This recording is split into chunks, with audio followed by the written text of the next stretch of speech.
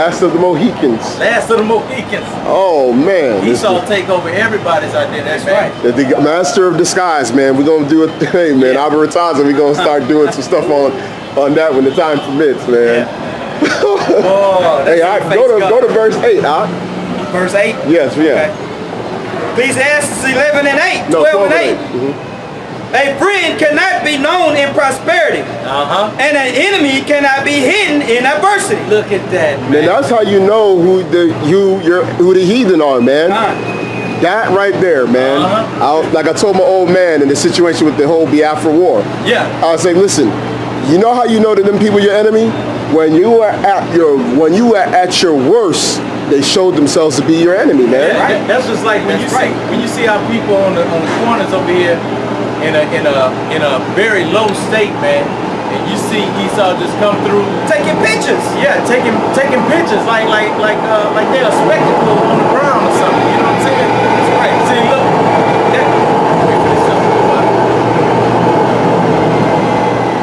You see, man, that's a sign of what your enemy, how your enemy thinks about you, man. Yeah, but also I'll go even further than that, because people say. I wish you would have read that again. That kind of style of kind that I was working with. His sister that died, I call him. He called himself my friend, but I'm his boss, and he gets around other guys, and he just say bad things about me all the time. And I'm trying to help him, you know. I even gave him $20, man. Didn't even worry about it. Yeah. And stuff like that. Weird. Yeah. Hey, man, it don't take very but a second for a person to say I'm your friend, and then another person tell them something that they're no longer your friend. Yeah, that's good. That scripture is true, man. I want to say this to them. I got it for you right here. This is Ecclesiastes chapter 12 and verse 16. An enemy speaketh sweetly with his lips, but in his heart he imagineth how to throw thee into a pit. He will weep with his eyes, but if he find opportunity, he will not be satisfied with blood. Oh, right. That's it. That's right. That's like Avery Jordan. That's for you.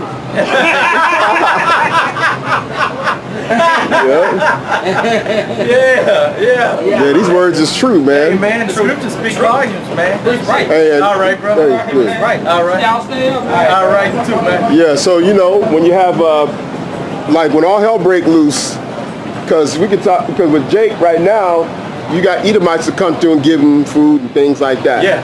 But when all hell break loose, that's how you gonna know, man. If all hell break loose, your next door neighbor Edomite, who you thought was cool with you, you went and watched Texans games with him. He's your buddy, he's your boy, he's your pal. He gonna turn on you, man. When all hell break loose, he might run up on you with his pistol. Yeah. Man, hey, it's one. I think I brought this out. I brought this out at the on the block over there some time ago. But one of these guys that I work with, he basically told Jake. He told Jake, and now these dudes been working together for a long time, and they so-called friends, man. The dude told him, he say, this is what the Jake said, man. If the time of chaos and confusion, he said, when things go bad, he say, man, I might be one of them dudes out there going and getting food from another house. This is what he said, and the Edomite told him straight up. He say, you come to my house, I got a bullet with your name on it. Yep.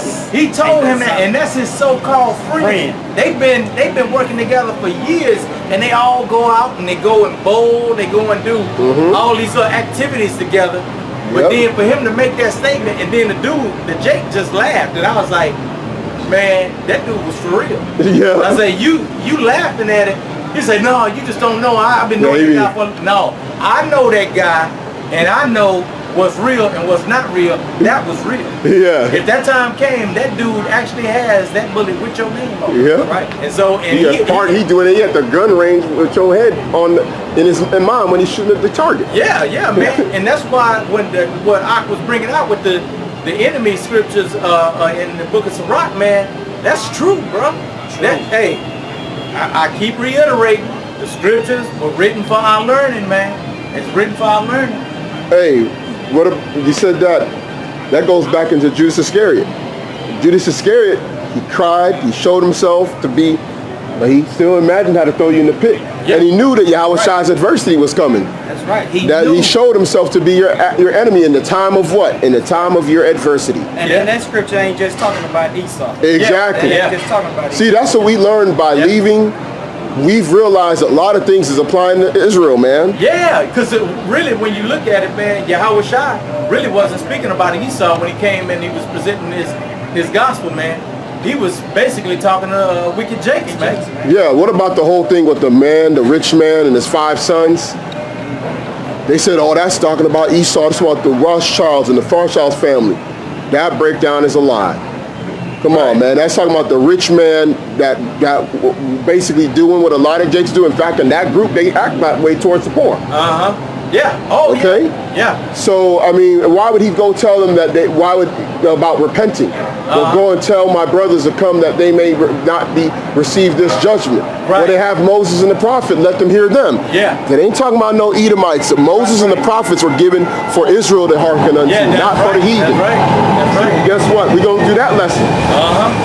Because, man, these strongholds have to be broken down, man. Yeah, they got to be thrown down, bro.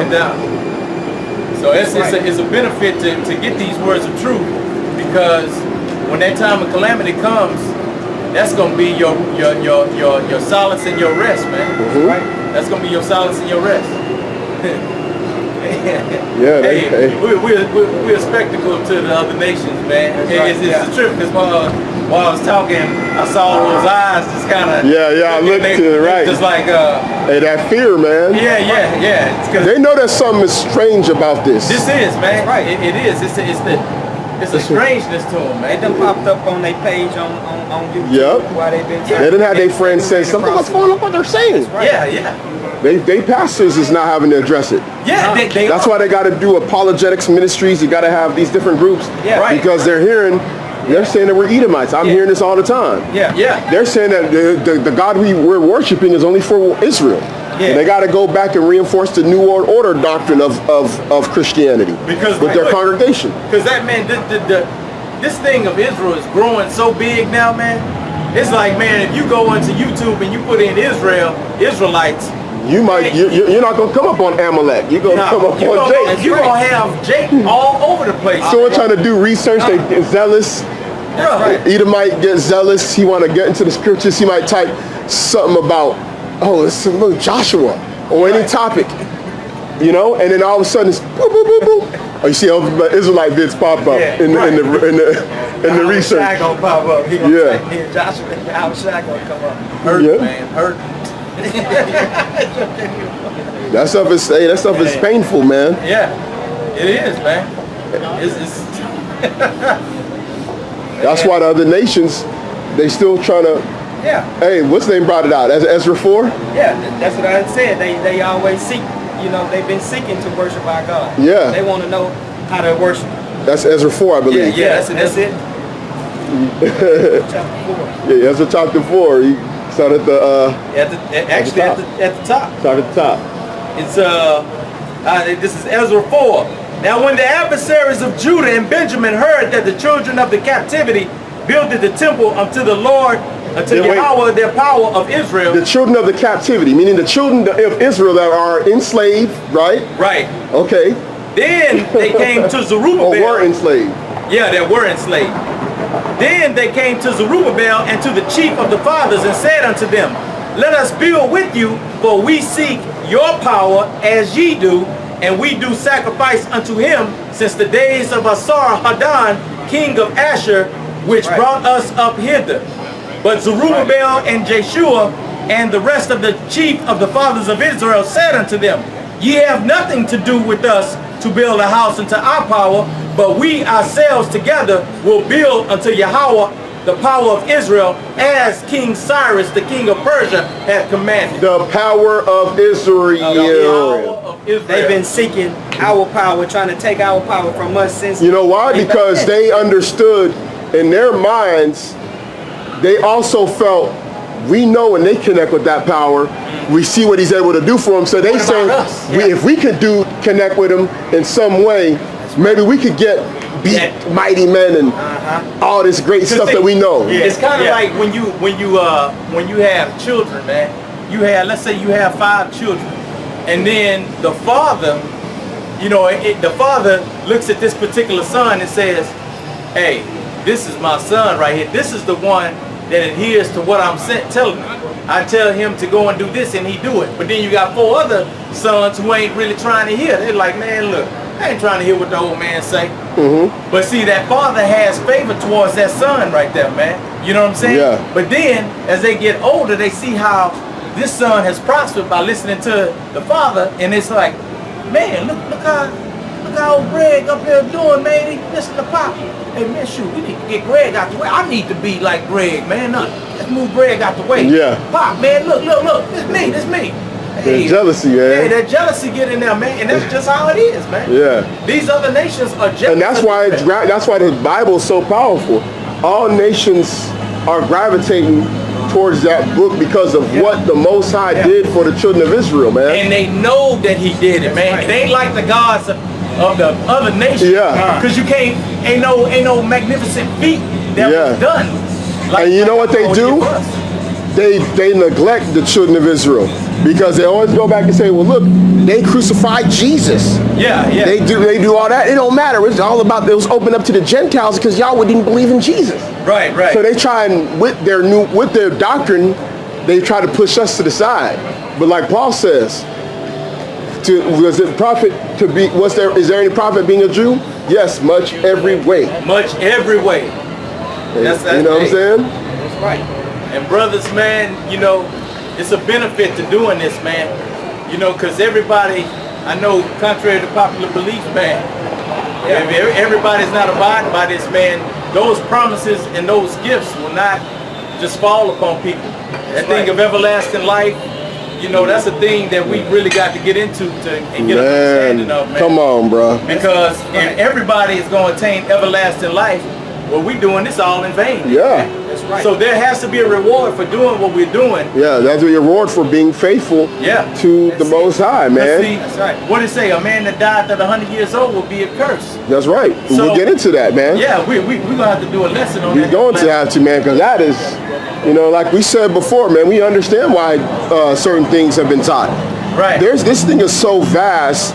There's so many myriads of understanding of history, doctrine, how to live.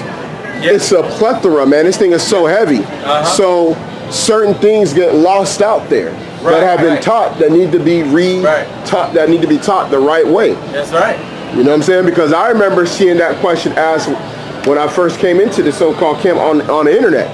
And I remember answering, somebody would answer, oh, we're going to live 1,000 years. Remember, that was being pushed. Yeah. That we're going to live 1,000 years and then die or whatever.